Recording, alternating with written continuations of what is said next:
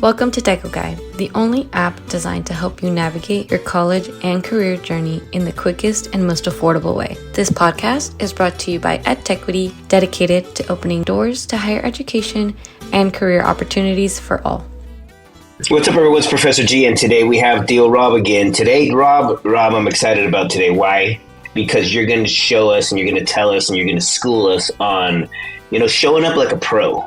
Right. And when we say pro, we will define that for you a little as well, because we're all pros in different things we do. But, thanks for taking the time to really get down and dirty on how do you show up like a pro and what are some of your strategies to get us to be a little more professional when we do show up. So take it away, Rob.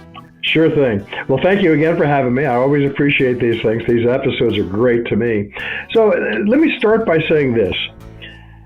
Life is kind of full of sales opportunities, okay?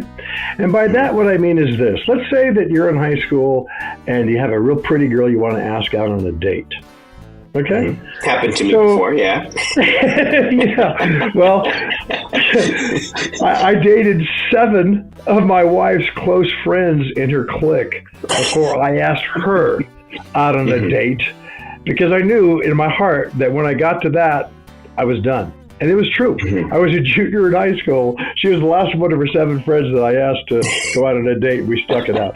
So the point being, you prepare for a time like that. I mean, your first time asking a girl out on a date, you're nervous. You don't quite know what to do. You don't know quite know what to say. Maybe there's been a little bit of eye contact or flirting between the two of you. So maybe you know that there's some mutual interest there. But what are you going to say, okay? What are you going to invite her to do? So you prepare yourself a little bit, hopefully, and you say, there's a dance coming up. Would you like to go with me? Or, hey, you want to grab a ice cream or something after school one day? Or, you work on that. You prepare yourself for that event, okay?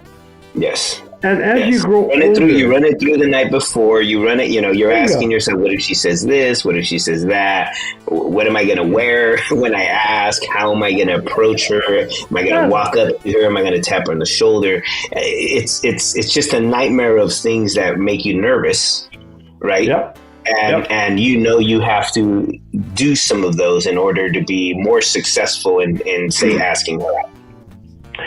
And so that's the whole point. I mean, it's called preparation and anticipation. What if she says this? What if she says that? What if all the different what ifs that are out there. And you want to think, am I ready? And so by the time, your first time, you're nervous as hell, and you ask her out and all that sort of thing. And hey, gosh, darn it, it worked. So the point being, as you grow older. Now, it didn't start with a girl in high school. It started when you were 5 or 6 or 7 years old. You wanted to ask your mom or your dad for something, right? Hey, Mom, can I stay out later tonight and play? No. Oh, shit. I didn't do that very good. Hey, Dad, So you go through that whole process. And as a little kid, you begin to say, how do I get my way? Right? What do I have to do to get my way? What words do I have to say? What games do I have to play? Any of those things. Starts off, when you're a baby, man, if I cry, I get fed. If I cry, my diaper gets changed. So it's all about learning how to get what you want. Now, as you grow older, you go from diaper to playing outside with your buddies, to asking a girl on a date, to, interviewing to go to whatever it is you're going to, maybe your first job, okay? So maybe your folks have prepared you to say, look, dress nicely, tell them you can do the job, all the different preparations that you get for these things. So the point being, as you get older, you get exposed to more and more conditions and more challenges that you have in getting what you want.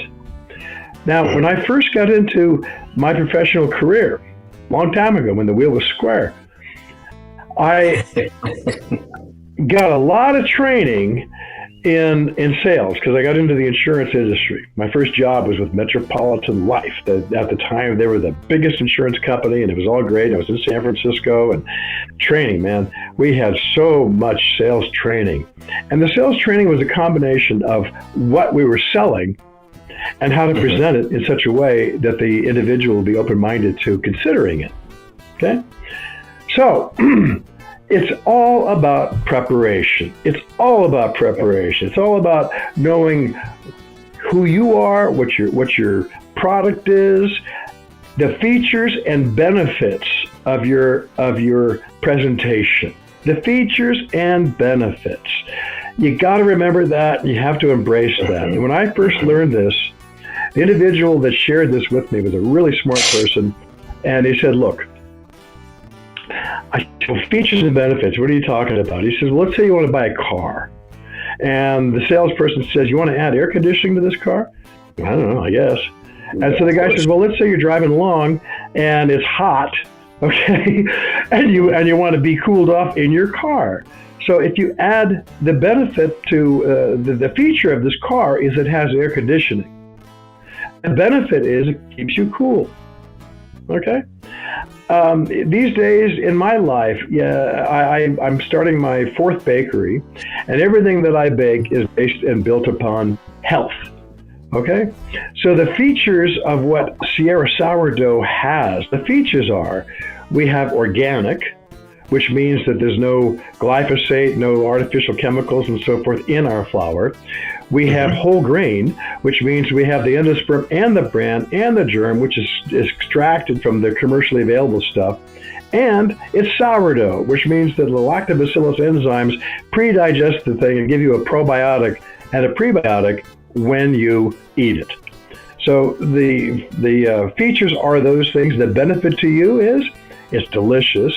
It's going to help and make your digestive system improve. It'll help you control your blood sugars. I can go on and on about the benefits of these features. So when I get in front of a company today, right now I'm presenting my food and so forth to companies that have a large lunchroom, like the county, Placer County, and places like that. I'm presenting to churches that might inspire their congregants to order online for this stuff. And I'm a catering bakery right now. The point being is this. Right. Let's use TecoGuide, okay? What are the features and the benefits of TecoGuide? What are the features of TecoGuide? I'll ask you. Right. So our features are various college navigation tools, right? That'll help shrink the amount of time and shrink the amount of money that you're spending trying to figure out how to navigate, say, community college, or how to navigate your career, or how to navigate just your personal life. Just, things aren't going right, job ain't going right, relationships ain't going right. So really a place where you can pick up and find those tools that you may find helpful to take that next step in your life. So the benefit of all of these things that you've built is really life solutions, right? It's helping you build your best life. And so it's available to you. It's free. The benefits of it are immense. They benefit you in every facet of your life. So the next thing that we would do then is to understand these things to the point where we can very quickly and very easily communicate that. So we talk about the features and the benefits. We embrace them. We know them. We examine our product thoroughly enough so that when the second part of this presentation comes in, we're ready. So what you want is, I'll go back to the high school kid wants to ask a girl on a date. So he sees the girl he wants to ask out or whatever, and he thinks to himself, okay, hey, Maria, would you like to go to the dance with me on Friday night? That's the feature is I'm a really good dancer, okay? And we would have the benefit is we would have a great time in you doing this. Now, if that resonates with this young lady, okay, but how would we get there? Well, that's no problem. I got a car, blah, blah, blah, blah. All right, do you think my girlfriend will get upset? So there's going to be lots of pushbacks, right? Lots of resistance initially to this idea, and your knowledge of the features and the benefits of having you as a date prevail, right? You start talking about these things. Same thing with me. I mean, I see somebody very quickly and I say, well, look, I see you starting a new bakery. What are you doing? Well, we have organic, whole grain sourdough, which means you're going to enjoy the taste. It'll be good for your health. Boom. How long did that take me? 9 seconds or something, right? And so then, that's interesting. Well, how do you do this? Now the follow-up questions occur. So the point being, when you want to say something and you want to get somebody to come and engage you in a conversation that you initiate, okay? You're starting this thing. So number one, be completely prepared. And that means knowing completely. Put in the time. Put in the time. No, yes. Well, yeah, I mean, features, I'm going to take all these features and benefits and I'm going to compress them into a very effective 10 to 20 second pitch. Just explain it, Sue, and explain it so a 9-year-old would understand it. Right. No big words, nothing complicated, make it so simple. And as a matter of fact, in my life, when I heard this, I had presentations to make all the time. You're in the insurance business, and then consulting and advisory committees and all these different things. So I embraced the elevator speech. I embraced the notion of knowing the features and the benefits of my position. Whether that be the politics that I embrace, and I want to talk to somebody about that, whether it be my consulting issues, whether it be the food that I have, doesn't matter, okay? I oftentimes will speak and I'll initiate something that's designed to elicit somebody wanting to know more. So the very first point of what you're saying is your headline. Say something and they'll want to learn more. Otherwise, you're wasting your time. So the first thing you have to do is that. Now, the trick that I had shared with me by the same guy that said features and benefits said, write it like a 5th grader understands it. And at the time, I had kids I had access to little kids. I said, hey, I'm going to say this to you. What do you think? And until they were able to talk to me and tell me what I was talking about, I didn't have it. But once I did, they understood. Yeah, Mr. Ferguson, I get it. All right, I get it. Okay, great. So keep it simple. And in my writing, in my speech, whatever it is. Now, as you start to move deeper and deeper into the presentation, because your elevator speech, your 10, 20 seconds pitch initiated, the kind of conversation that you want. Now they're curious. How's this work? How's that work? Then you can start expanding your speech, expanding the words that you use, show them that you're very competent. Here's the other key thing to the whole bit. And I forget exactly who said this. I think it doesn't matter who said it. It's a great quote. They don't care how much you know until they know how much you care. So when you come to the table and you have a conversation like that, use your body language, use your eye contact, use your sincerity to say the words that you want to say. There's a way to do that. There's a way to do that by opening up yourself, by opening up your energy, by opening up your love, your spirit. Embrace those things. Get ready to go in so that you're not a threat. The best words can be lost if you appear combative and shit, man. No. Man, you don't ask that girl today by saying, you will go out with me, right? That's not going to happen, okay? So they don't care how much you know until you know how much they care. And that maybe you should even start with a compliment of some kind, a sincere, genuine thing, whatever that might be. Find something, put yourself in a position where you like this person, where you want to get to know them a bit better. You want to make your presentation something that they'll accept, and that initial contact that you make will generate further conversation. That's right. Now, Rob, a couple of things here. For nowadays, right, there's tools out there where I can get some of this, say, practice or some of this information or some of the learning, right? Because we all, you and I are dead set on you must be prepared, right? It's when you're not prepared that things kind of fall apart, they collapse, etc. So, for our listeners here, you can go on YouTube, right, and watch, videos on sales tactics, videos on, showing up, the first impressions, videos on those kinds of tactics, right, that you can then adopt or not adopt, right? I don't adopt 50% of what I see on YouTube, 60%, but I do see and watch videos when I don't know something. Like, that's where I'm going to go first. That's kind of one thing like Professor G does. I go to YouTube first, try to figure it out myself, watch 3, 4, 5 different things for like 2, 3, 5 minutes, whatever it might take. And then at least I now know a little bit more, right, than I did before I watched those videos. And then what I like to do now with, AI, right? The AI is all over the place. Gemini, ChatGPT, and there's so many more now. It's ridiculous, right? It's still such a new technology. You're right. I've asked it to help me explain something to a 5th grader, right? Help me explain something to a 10th grader. Help me explain something to a college professor. And it helps me in rewording and giving examples in a way that people can understand it. So, there's tools out there that as you have more and more ideas, you can adopt some of these technical free tools, right? YouTube's free, ChatGPT for the most part is free, to help you in developing this new skill, right? Or an old skill that you just need to further develop. I mean, we should all have these kinds of skills. It's just a matter of the industry that you're in, learning, what it's about, how does it function, what are successful tips and strategies for whatever community organization that you're trying to show up at. And let me give an example here.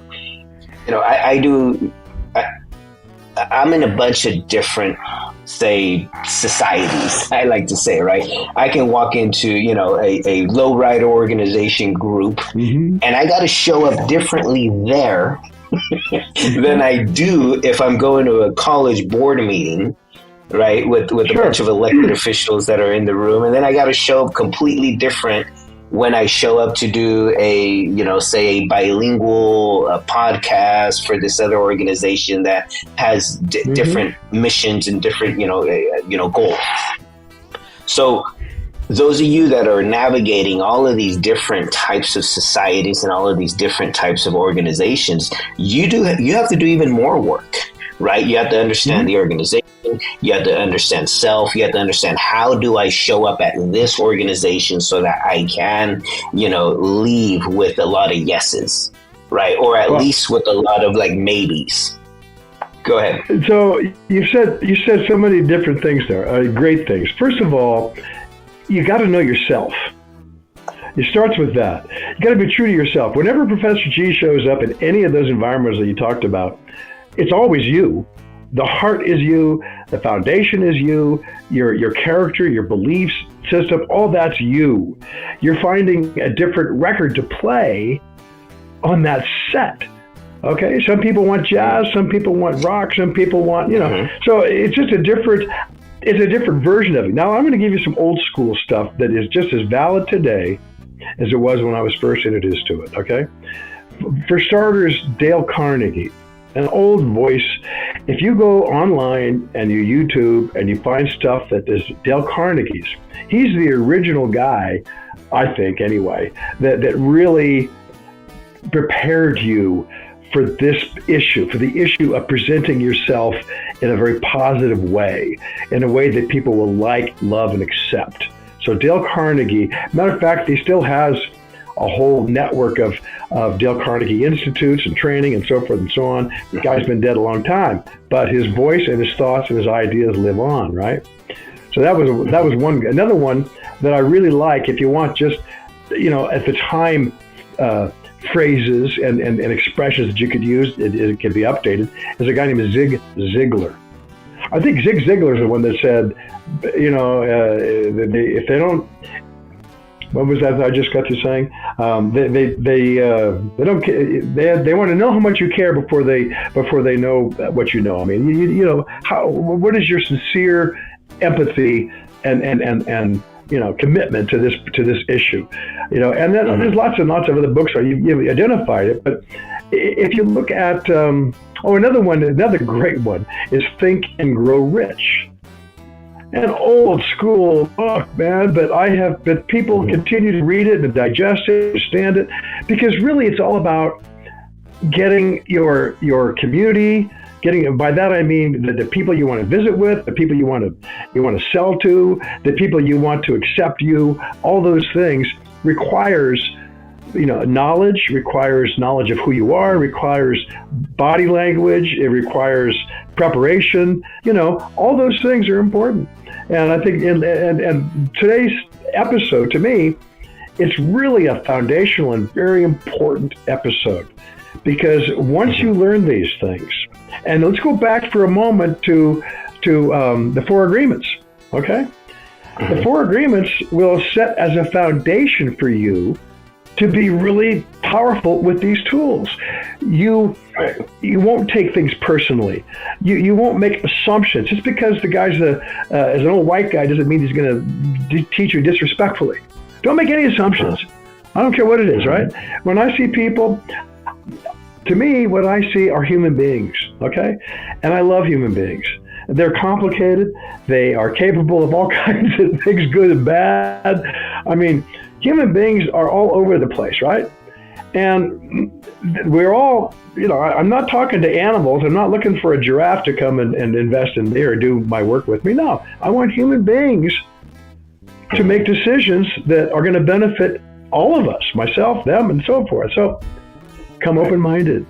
Be ready to do your best. Be willing to not make any assumptions and just go with strength, even though you may be looking at all kinds of bullshit. That has happened to all of us. There's all kinds of, you go into a room, you're getting the scowly looks, oh shit, man, now what am I going to do, No, keep on, man, keep it up. It's like another good example of these things are stand-up comics, right? You look at all the amazing stand-up comics that have been of all kinds, and they didn't get started by going into a room and having people boo with them and having them say, oh, fuck this, I got to get out of here. No, they learned to overcome those things. They learned it because they knew in their heart of hearts that they were funny, that they had a story to tell, and they were going to be there and do their thing and eventually win them over.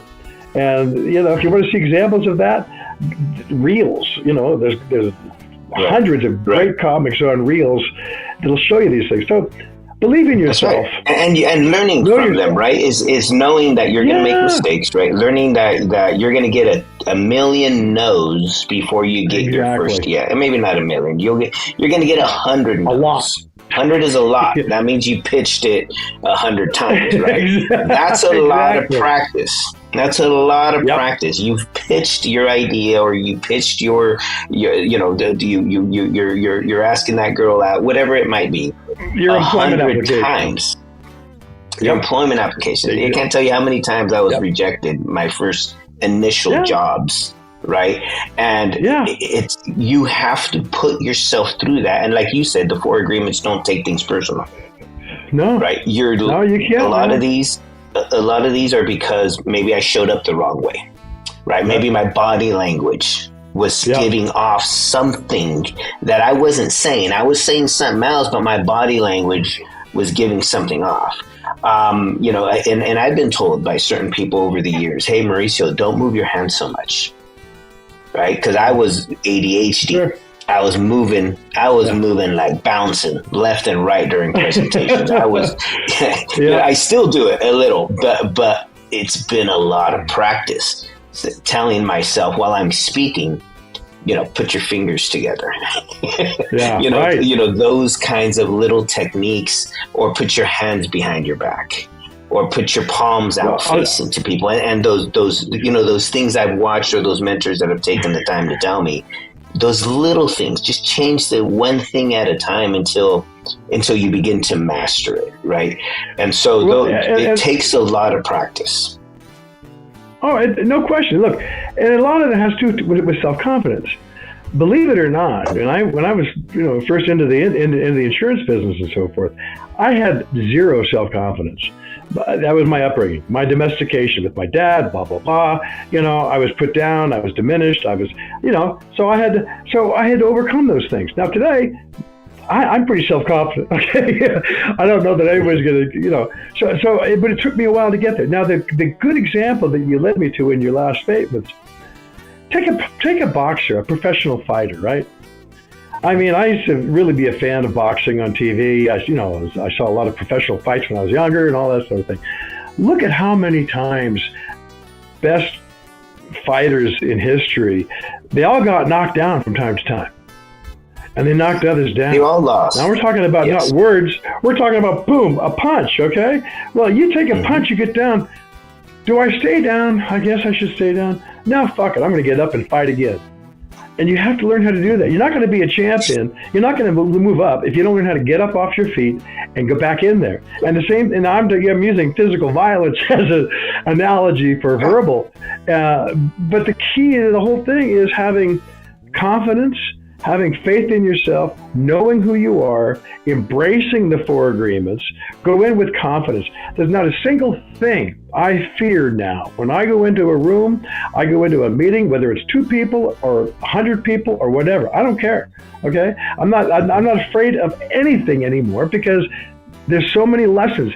Every time you get rejected, every time you get knocked down, it's an opportunity for you to learn, to overcome that, what lessons can be learned on this, and you bring that to the party the next time, and the next time, and the next time, until pretty soon, those things are no longer part of who you are.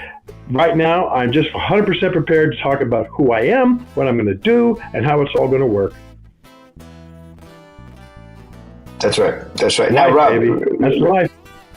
Now, Rob, I know you mentioned to me these 3 C's that you got. Tell me about those. Yes. Well, start with the first one. Give me the first one. So the 3 C's is this, and you mentioned these before to me, and I'm like, okay, I like these when we break them up into rules that we can digest and understand, right? Okay. So I'm a simple guy. I need it simply. So your first C is just what we're talking about, confidence. Right. Well, that's okay. So confidence, confidence comes through preparation. Confidence comes from knowing who you are. Confidence comes from learning from the previous failures that you've had.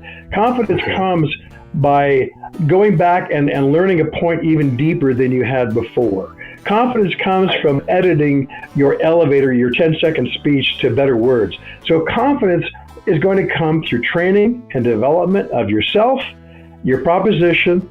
Picture your first time you were asking the girl on a date, didn't work out too well. What about the second time? What about the third time? What about the fourth time?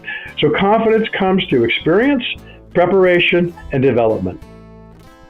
And I want to get this in there for those of you that are listeners. We all have been not confident in many, many, many meetings or many proposals that we've sat in. I can't tell you how many times, knowing, okay, I got to be confident, but at the same time, the other people in the room have almost no confidence in certain things that we're trying to address. So prepare yourself, but realize that sometimes you're going to walk in with even though you prepared yourself, you're going to walk in with lower confidence. You don't have to have the highest confidence. You just got to understand how to project the confidence that you do have. Right. And so don't spend 10 years practicing. Right. No, you want to practice for a few days, for a few moments, in the evenings, et cetera, et cetera. I look at my wife, right? She's in high technology, corporate level. She practices every meeting prior to the meetings, 2 nights prior to the meetings, a week prior to the meeting. She's practicing, and I hear her talking to herself, presenting the information, listening to herself, recording herself, playing it back, because at that level of business, you're talking about billion-dollar kind of transactions. It's all about professionalism. It's all about projecting the perfect preparedness, presentation. I'm in education. It's a little different. It's night and day. You still have to be professional. You still have to be confident. But there are some industries, right, where it takes it to that next level. And if you're in one of those industries, then that just tells you have to be even more professional in certain industries because everything's on the line in those industries. Well, in your industry, let's just look at what you do, okay? You have the challenge of inspiring and motivating people, young people mostly, that are facing obstacles and barriers that a lot of other people don't have to face. And so there's every bit as much of a challenge for you to visit with these folks and get them to come along as there is for Maria and what she does. I mean, it's all hard. So the other thing I would say is this. I would imagine that the vast majority of the people that are going to be viewing these podcasts that we do are younger people. Let's just, not all of them, hopefully there's everybody looking at it, but you're younger. So the thing I would do is this. I remember when I first started having to have a professional presentation being made, and I'm looking for this confidence. I reminded myself when I was a kid and I was playing Little League Baseball, nervous as hell. Okay, and I had to overcome that. I had to overcome when I got out for football in high school. I was nervous as hell. I didn't know what I was going to do, and I had to overcome that. I learned those lessons. I had wrestled in high school. So if you look back on direct experiences, let's say you're 16 years old watching this thing, listening to what we have to say here, and you're wondering, how am I going to get confidence to do this? Look at what you've done in the past. On the soccer field, learning a new instrument. Maybe you learned how to play the flute, and now it's your first time doing. So there's lots and lots of examples in your own life right now that you could tie into and use as a to build foundation. Your confidence. Yes. Yes. Exactly. Yeah. I often say, hey, I survived my barrio. That's confidence this high. That's what I tell myself. Man. I say, look, I'm in these meetings. I should probably, my journey should not have ended with me in these meetings with these very important educators and business people, but it did. And I go back and I say, you know what? I'm confident because I made it out. And how I made it out was those skills that I implemented to make it out, which really rebuilds my confidence. Looking back 20, 30 years ago, I'm like, look, dude, this thing isn't really that hard. That other lifestyle was hard. So anyways, moving on to our second C. But you just brought up a good point, though, and that is this. Okay, back to confidence. I was young, I want to go back to confidence for a second. I remember being in the 7th grade, 8th grade, and I was really becoming politically and socially aware.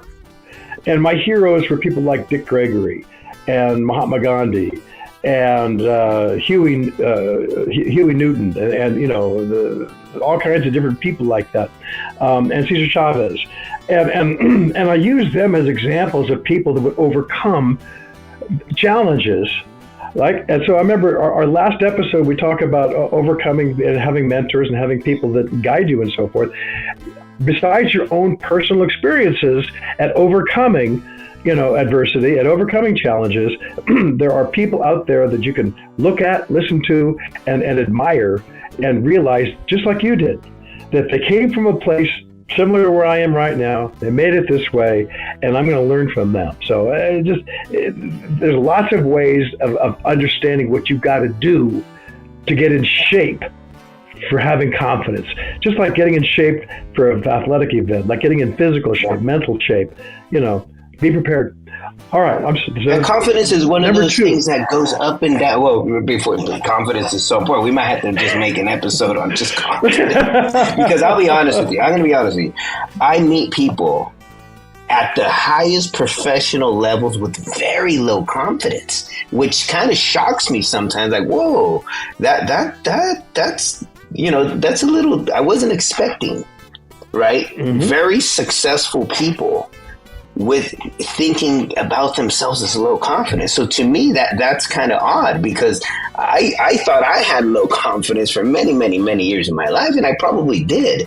But at this point in my life, like you said, all of those different obstacles that you overcome in life, right, skyrocket your confidence, right? I mean, you mentioned in our episodes earlier, you used to weigh, well over 200 pounds.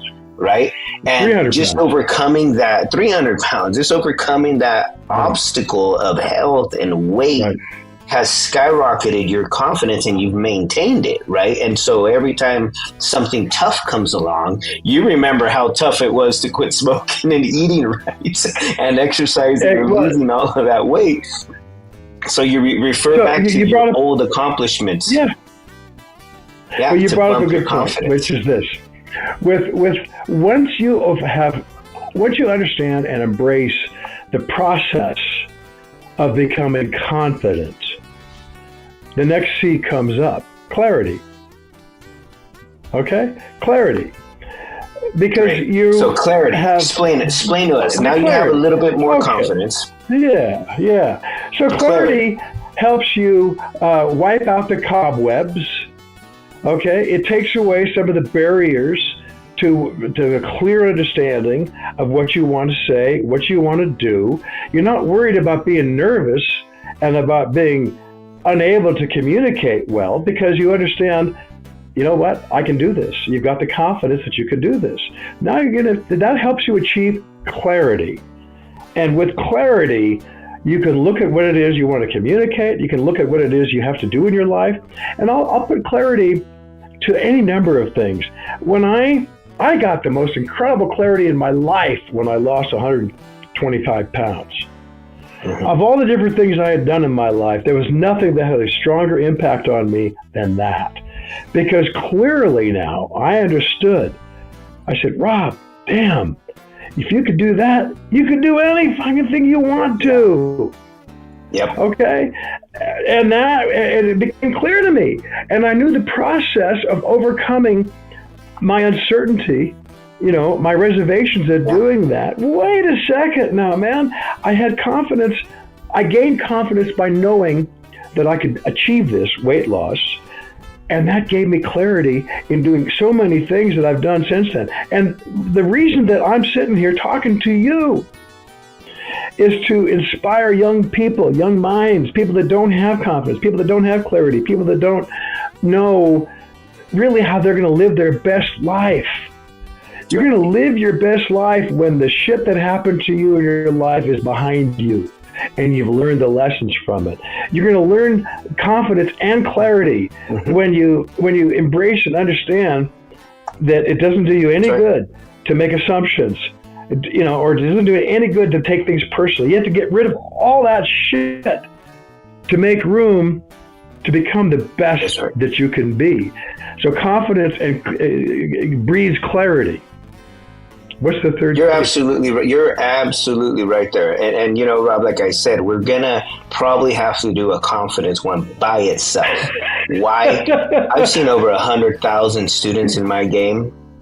Man, the confidence is so low. Gotta call it out. It is low. They've been beat down. Every person, they're beat down. People are beat down. They don't want to. The school systems beat confidence out of you. It's ridiculous. So again, those listeners that are out there, I remember, again, we'll probably end this another day, but the confidence one is just so important. I often found myself, when I reflect back and I say, this thing's hard. The life of mine is crazy and it's hard. And in certain stages of my life, I kind of just said, wow, I'm just going to give up on this because it's just, it's easier if I go to prison than it is if I, make it successfully somewhere else. And I would tell myself, I would say my parents came to this country without knowing the language, without, a dollar in their pocket, and they came to work.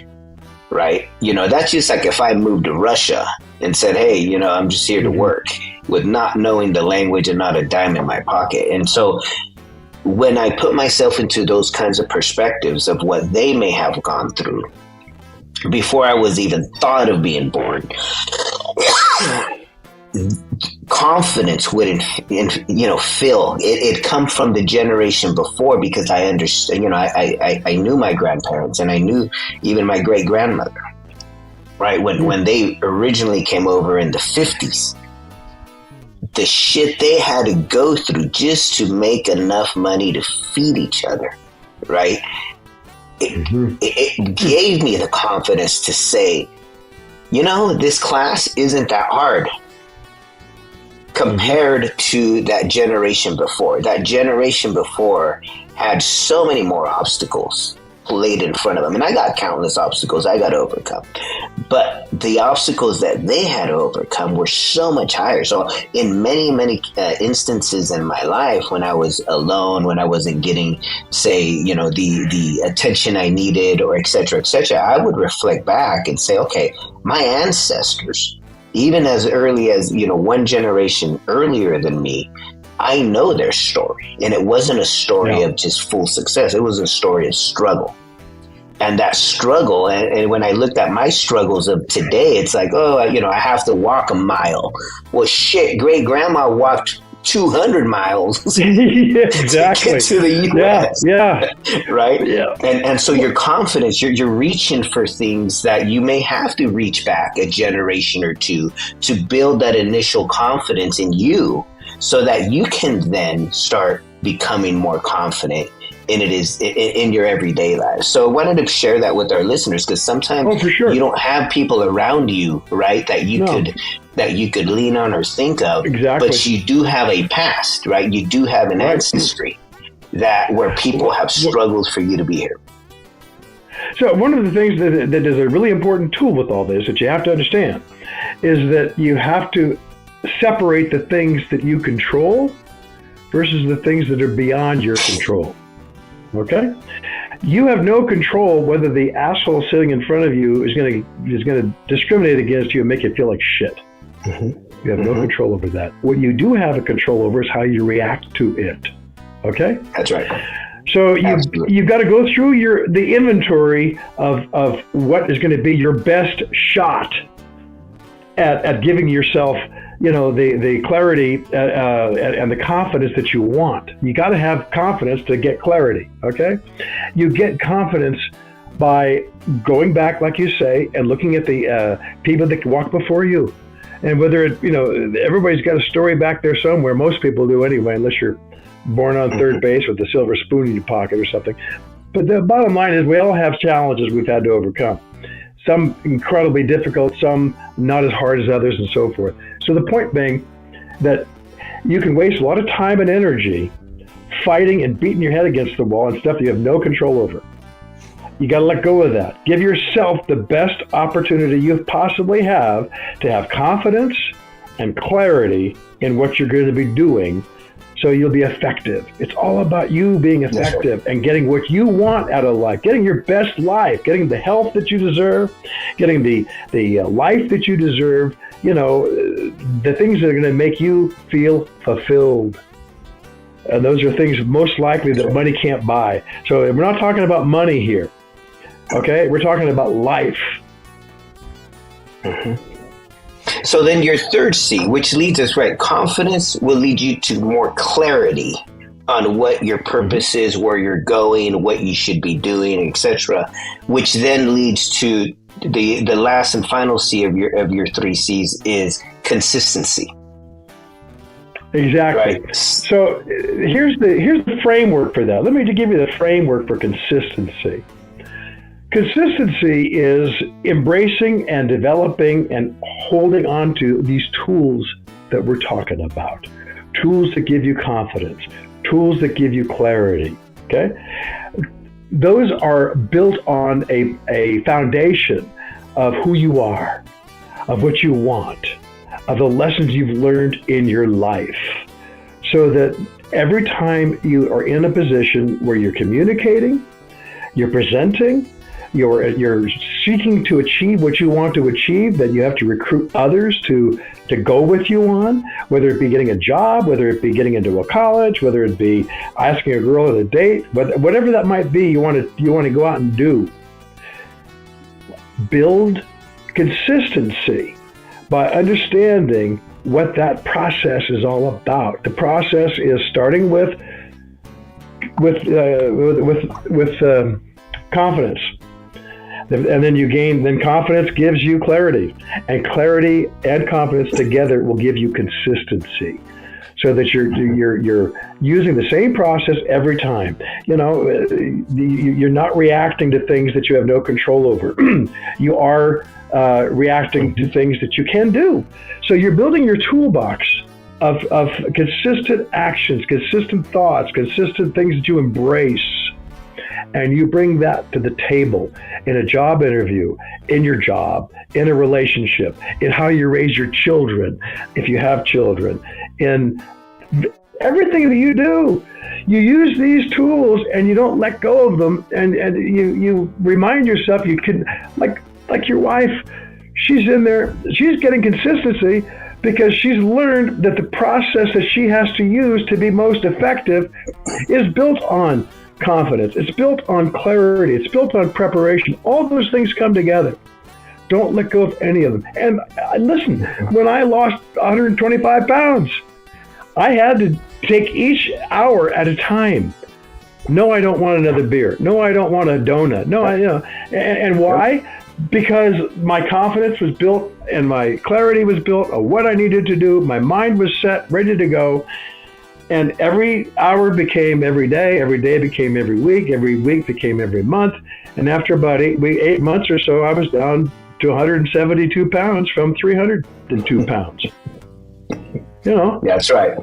So and you will always use that now, right? And like I was saying earlier, you can use that accomplishment to reboost your confidence when absolutely necessary, right? Because sometimes we'll be in a situation where our confidence takes a dip again, and remembering those past accomplishments brings us right back up and says, yes, it's part of life. I do got to prepare a little differently for this one, but I'm good. I've been able to do that other thing. I can totally do this. Right. I'll give you a real quick. Rob, I want to give you. Go ahead, please. I'll just give you a real quick example. About a month ago, 6 weeks ago, when I was beginning this whole process 18 years ago for my weight, I have a terrible type 2 diabetes. I mean, my doctor told me, Rob, if you don't do something different, you're going to be dead in 10 years. So I embraced that. Well, about 6 weeks ago or so, I started noticing I wasn't feeling that good. And my diabetes had shot way, way up. It just scared the shit out of me. And I went to see my doctor, what's going on, blah, blah, blah. And I investigated, found the whole thing out, realized that I had allowed myself to creep into some old eating habits and so forth that I didn't need. So I had gained 10 pounds. My diabetes was like almost 9 on the A1C. All those things were terrible. Well, so Rob, get out your playbook, man. Go back 18 years, get your playbook out and deal with it. I was given all these fucking drugs. I had all this equipment in front of me. I looked at my dining room table where all this stuff was scattered out, and I said, no. You guys all go away. And I started on my own watching what goes in there, exercising again, rebuilding my body up. So today I'm 10 pounds lighter. My diabetes is not an issue. And it's a matter of just having to overcome and do it. So the point being, you're going to lose track from time to time. You're going to kind of get away from what you wanted to get onto. But just like you said, you've got to remember the things that got you there, do the things that work, and no matter how old you are or how young you are, you can use those things. Absolutely. Well, Rob, this has been a great conversation again. I think we discovered a lot of, new avenues with this one because there is so much we can talk about, just in terms of like confidence, building it, maintaining it, getting it back when you lose it, and then the clarity, right? So listeners, stay tuned. We've learned something today that we do need to spend more time talking about these 3 topics individually because life throws so many curveballs at you, right? And when those curveballs come in, you need to know how to hit that ball out of the park. And that's what we're here to teach you. And the thing that excites me that I think about so much with these episodes that we do, man, I mean, if there's a percentage of the people that watch this and listen to this that can embrace what we're talking about, their chances of successfully managing their education, their post-high school education, and becoming who they want to become. That's the most important thing. It's not about money. Okay, you want to become the best person that you can. That has nothing to do with how much money you got in the bank. That's right. Everything else will come after that. And remember that, please. Embrace it, live with it, do it. That's what it's all about. That's right. Well, Rob, thank you very much again for the time. Much appreciated. And until next time. Sure. You got it. Thank you, man. Everybody be cool, be well, to take it right. Thank you for tuning into TecoGuide, the app focused on bringing you tools and content to help you make better decisions about school, life, and career. We hope this episode has inspired you to pursue and excel in your own educational and career journey. Don't forget to subscribe, follow, and share.